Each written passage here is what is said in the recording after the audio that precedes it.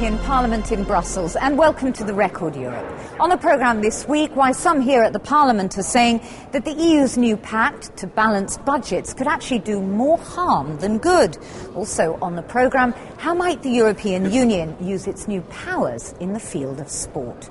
First, though, here in Brussels this week, EU leaders met once again to deal with the crisis in the Eurozone. But this time, they said, the issues of growth and jobs would be at the top of their agenda. I think it is very important that we don't forget the growth and the jobs. Everything starts and ends with growth and jobs. So said Denmark's Prime Minister as she arrived. But despite the well-worn mantra, the focus has been on ever more austerity at these leaders' gatherings, driving that the Merkel-Sarkozy duo. But at this summit, Mrs Merkel was on a damage limitation exercise after proposals from the German camp to send a commissioner to Greece to oversee national spending.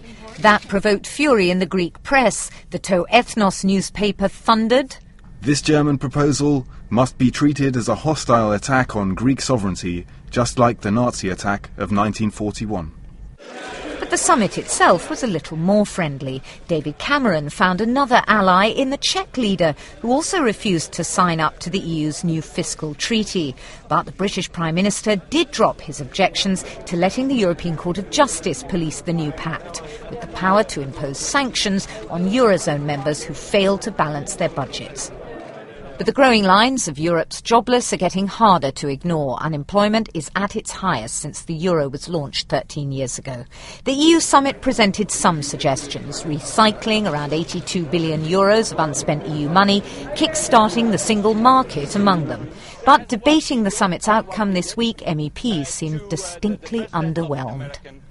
It produced mainly words. 7 pages of words and 7 pages of good intentions. Well, I'm joined now by 4 members of the European Parliament. They've all been participating in that debate we saw just then, analysing really what that summit of leaders actually achieved. Pervenche Perez is the chair of the Parliament's Employment Committee, and you're also a French socialist MEP. Yorgo Chatzimarkakis, you're of Greek origin, but you are a German and a German MEP for the FDP, the Liberals, who are currently in coalition with Angela Merkel, but you're not doing terribly well there in the polls anyway. And we have Yannis Tsoukalas, who is a Greek MEP from the centre-right New Democracy Party. Your party are currently in government, leading the coalition. And Martin Callanan, who leads the British Conservatives, but you're also the newly appointed, or elected actually, leader of the European Conservatives and Reformists. So thanks very much all of you for joining me. Pervenche, do you think that what was agreed at this summit, this fiscal pact, it's not signed yet, and whether in fact it is signed still remains to be seen, is that going to do any good in resolving this crisis? As you know, François Hollande has already said that he would renegotiate this treaty when he will win the election. He is, just to be clear, the candidate for you, the Socialist Party, Absolutely. To run against Monsieur Sarkozy. In the next French presidential election next May. He will ask for a renegotiation and a complement to this treaty. Why? Because this is legally absurd. And on the content, it will not bring the EU outside the crisis. Like the leader of the Socialist group just remembered in the plenary, Hannes Swoboda, you have sanction because of economic reason, but for jobs for the young people, you only have declaration. So the whole strategy, the whole philosophy behind this treaty is the idea that if you respect what they call the golden rule, which is really a fiscal tight jacket that you have to introduce in your constitution, you will, by consequence, get growth. I think this is not like that it can work. It says nothing about the global imbalance inside the Eurozone, and it says nothing about how you need to move ahead in terms of financial market regulation. But this summit did take on the issues of growth only for and declaration, unemployment. only words. On the one side, you have a treaty and an obligation for member states to go for a golden rule inside their constitution. Otherwise, they can be sanctioned by the Court of Justice. And on the other side, you have a declaration. Do you agree with that analysis, Yorgo? Well, one after the other. I think it was very, But particularly on the fiscal pact, I mean, can there really be an alternative to this austerity? It's becoming a rather sort of popular refrain to hear from everyone here saying, no, we need growth, we can't have this sort of level of austerity. Not at the moment. At the moment, we need to reassure for the markets that we understood the message. The message is that member states in the European Union, including France, including Germany, including Greece, have had problems with debt. So we have to command debt, to get it right. And you have to reassure the German taxpayers, most of all. Isn't this what this is really about? Preparing them to dip into their pockets one more time. Yes, Germans are disappointed that rules were not respected in the past, especially by France. Rules was not enough. Especially by France and Germany. They didn't respect them in 2004. And now, this golden rule, the balanced budget rule, which will be part of all constitutions in the member states, should assure that fiscal policy will be on the right path. But this was part one. If part two, the expenditure on new jobs, will not follow, then she would be right. But I'm pretty sure that it follows. So you think there was substance in what was dealt with in terms of growth and jobs? There was substance. For the first time in history, the Commission President, the morning after such an event, wrote a letter to all 30,000 civil servants of the Commission, telling them exactly what now will follow. This is the first time. OK, but he wrote a letter, the thing is, isn't it? He didn't do it. And Martin? It's just... I despair of this place. You know, the fact is, this pact, I'm a fiscal conservative. I believe in balanced budgets. I believe in, in low levels of debt. But, the French socialists are going to provide a perfect example of whether there is an alternative or not. The French socialist candidate in the presidential elections is proposing to bring the retirement age down and to increase expenditure and to employ more workers on the state payrolls. Personally, I think that's nonsense, but, they are entitled, in a democracy, to put those policy forward. What I find bizarre is that this pact will effectively render, reflationary policies, Keynesianism, call it what you will, illegal. It will enshrine fiscal austerity, which politically I think is a good thing. Oh yeah, but not to give nobody any alternative to this. We're supposed to be democracies here. We are supposed to be in a battle of ideas. I want to put my policies forward. I believe the socialists should be able to put their policies forward. The electorate should decide. Yeah, there's a bit of an alliance going on here, Kadosh. This is the first time there is one model, and that should be compulsory everywhere. This is where totalitarianism goes.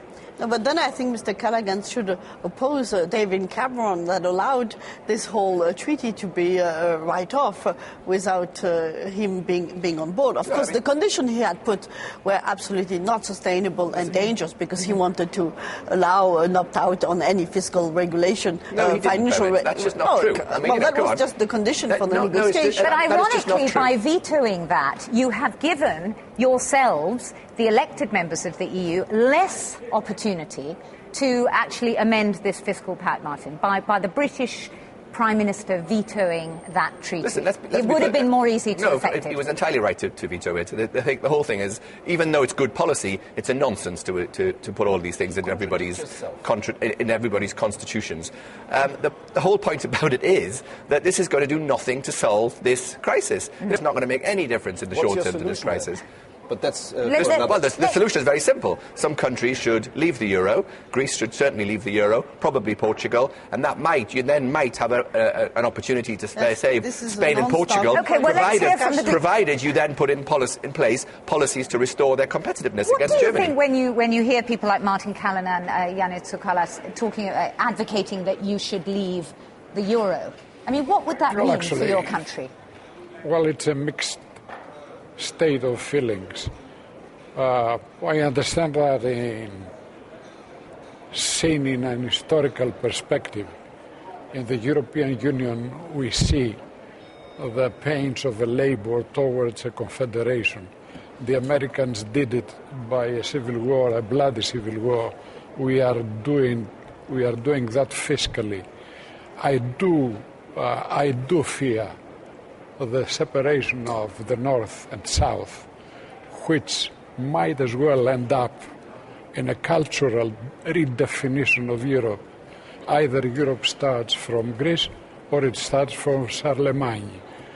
But But the Greeks do have a habit these days of portraying themselves rather as the victims. But shouldn't it be remembered that the Greek governments, the politicians, your own party, more than anyone else... We are not victims. You created this mess. We have done, voting for several years for incapable leaders, just taking the money of the European Union.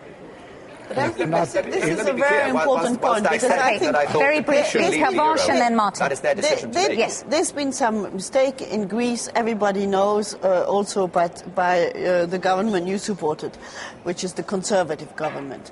But what's happening to Greece, and one of the reasons I think we really need to keep in mind that what's happening in Greece is not an issue only for Greece, it's also the issue for the Eurozone as such. Mm-hmm. And it is a demonstration that what had been defined as the golden rule since the beginning of the union, of the EMU, the Economic and Monetary Union, since we have the Euro, the Growth and Stability Pact, doesn't forbid the growing divergence between the competitiveness of member states.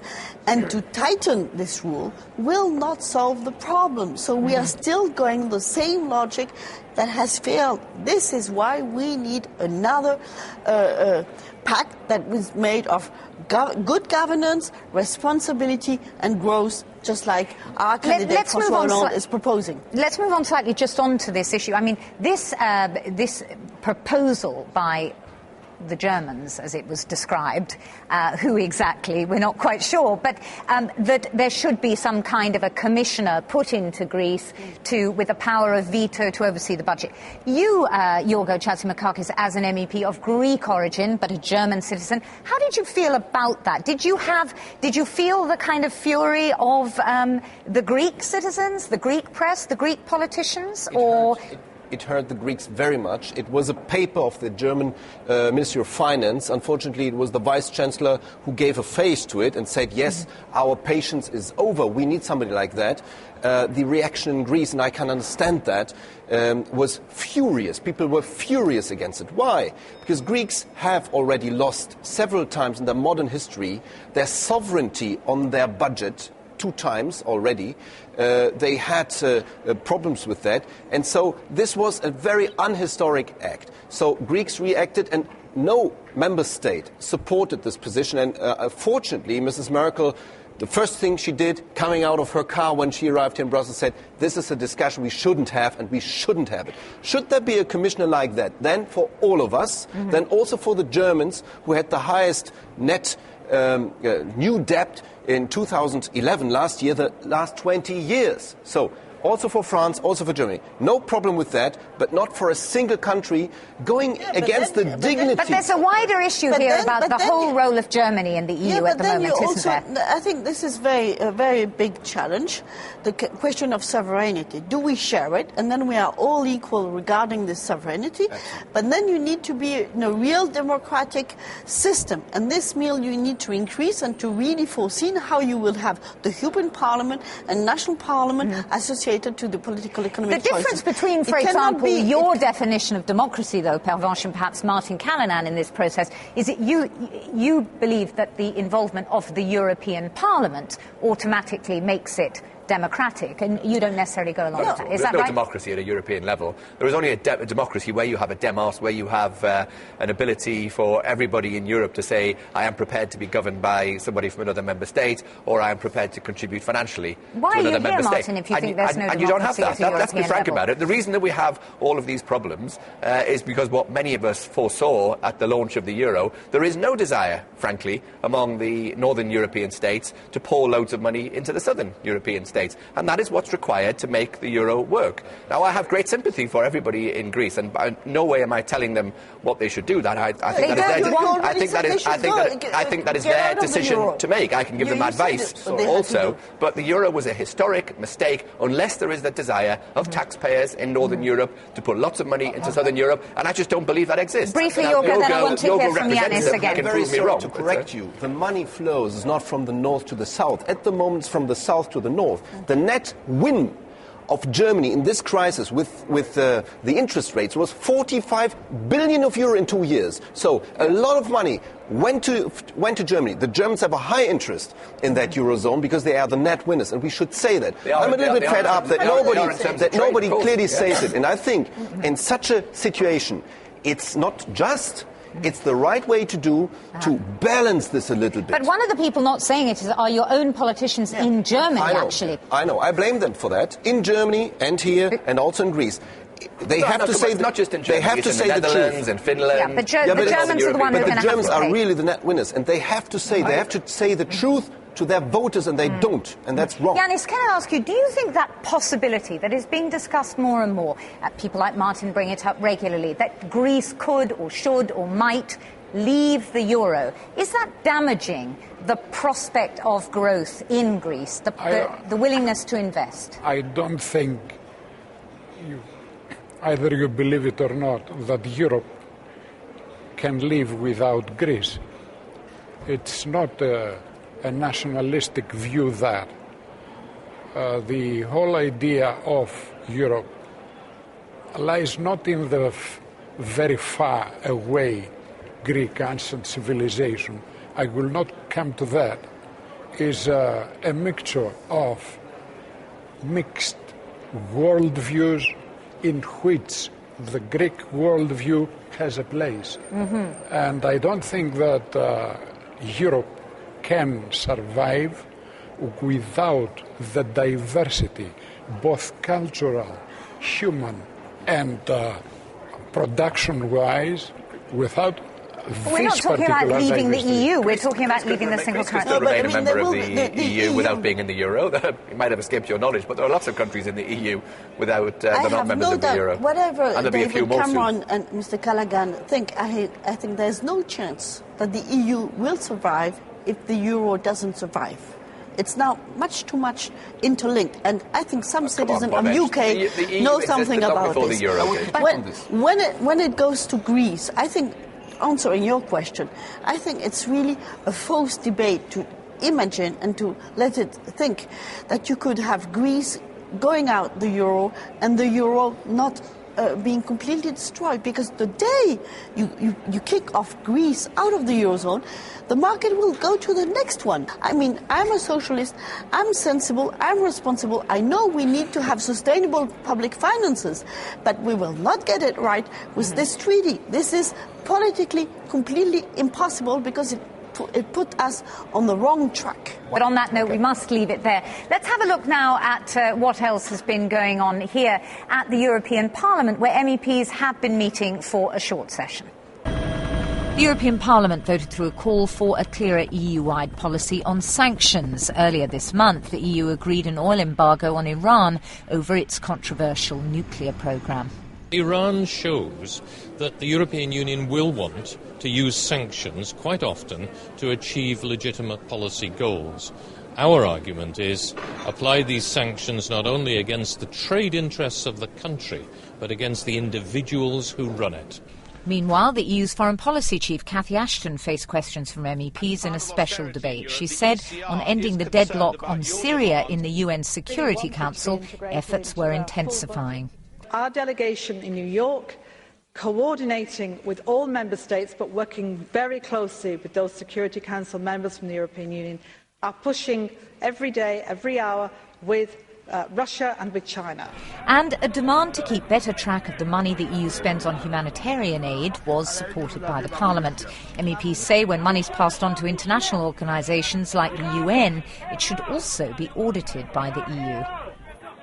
Except in the fantasies of some federalists, up to now the EU has had very little power to act in the field of sport. But under the Lisbon Treaty, that changed. In fact, it gives the European institutions a responsibility to get involved.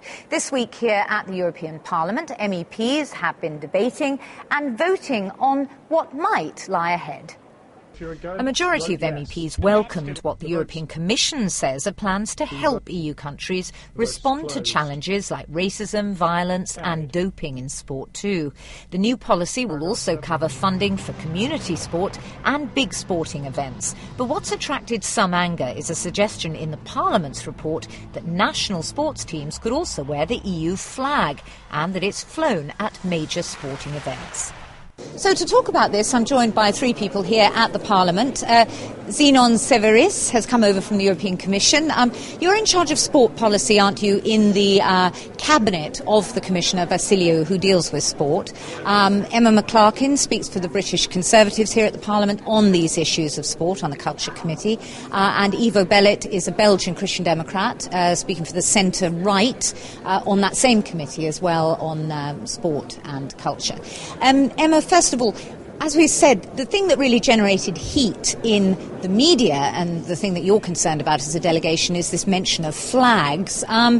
It's not a compulsion, though, is it, that people wave European flags at matches? It's just an invitation. What's wrong with that? Well, it's moved from being compulsory to a voluntary thing, that we fly the European flag at all sporting events. And I believe that it will force people to feel that they have to do this. And I also take great offence at the fact that they were hijacking our national flags on our athletes' jerseys at the same time as well, because we're very proud of our national flags in the UK, and I wouldn't want to see that change to the European flag.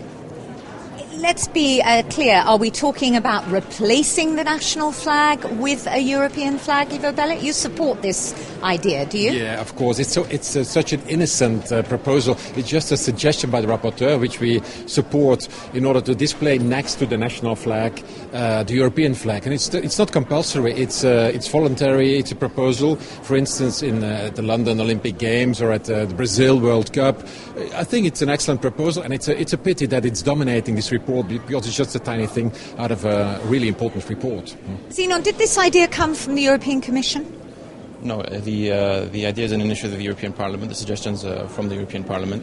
It's a very interesting one, I think. The Commission, on our side, we fully respect the autonomy of sporting organisations and, of course, the right of member states to choose whether or not to use this flag. So does the Parliament, actually, as well? Absolutely. That's what it says in the text of the report. Of course, it would work wonders, I think, for European identity. It's been used in the past. In the Ryder Cup, they used the European flag.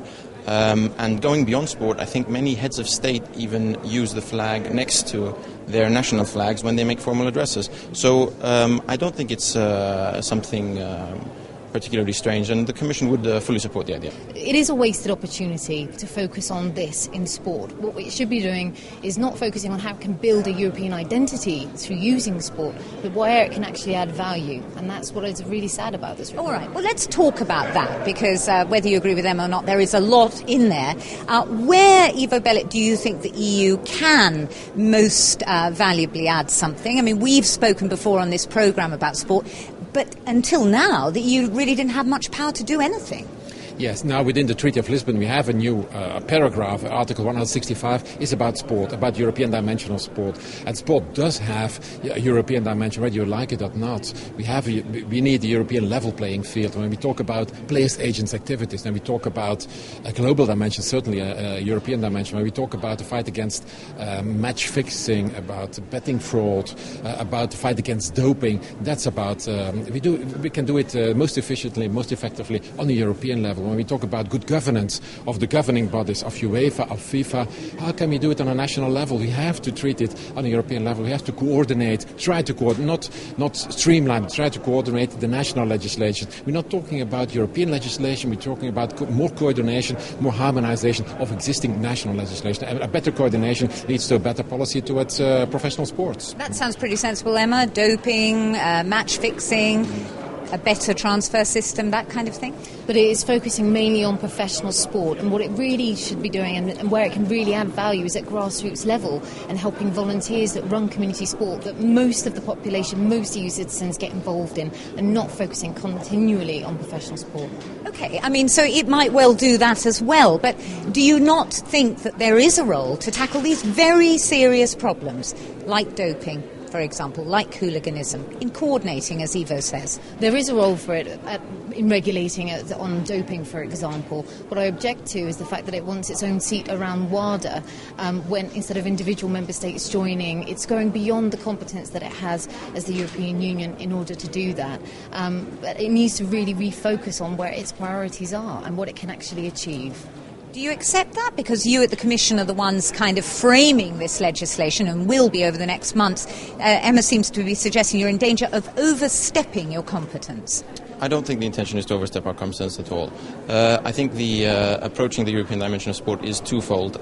First of all, there's tackling transnational threats to sport, which can, as Mr. Bellet suggested, only be tackled at the European level. No one state alone can solve the problem of match fixing, for example. And then there's the other side to it, which is bringing out the socioeconomic side of sport, the social aspect of sport. So there is an element of exchanging best practices amongst the member states in order, for example, to promote things like social inclusion or dual careers or enhancing physical activity. Well, that's all from me and my guests here at the European Parliament in Brussels. I'll be back again next week. Hope you'll join me then. Bye for now.